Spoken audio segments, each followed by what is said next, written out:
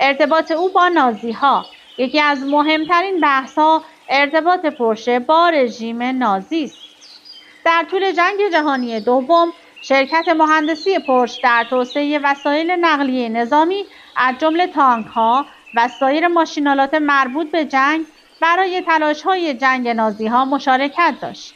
علاوه بر این، مشارکت او در طراحی فولکسواگن بیتل تا حدی ناشی از تمایل دولت نازی به یک ماشین مردمی برای ترویج تحرک آلمان و وفاداری به رژیم بود.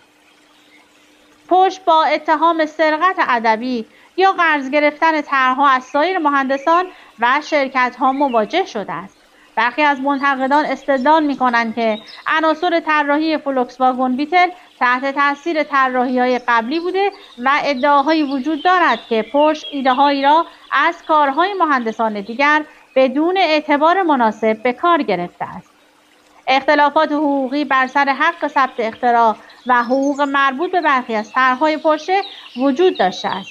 قابل توجه است که اختلافات مربوط به حق اختراع بر روی جنبه‌های فناوری هیبریدی مورد استفاده در لون پورشه میکس هیبرید وجود داشته.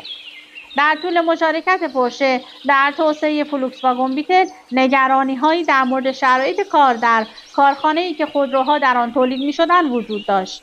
کارگران با شرایط چالش برانگیز و دستمزدهای پایین مواجه بودند که سوالات اخلاقی را در مورد فرایند تولید به وجود آورد. بیگاری کشیدن بسیاری از شرکت‌هایی که در دوران رژیم نازی فعالیت می‌کردند، ادعاهایی مبنی بر سود شرکت پورشه از استفاده از کار اجباری وجود دارد. این یک موضوع گسترده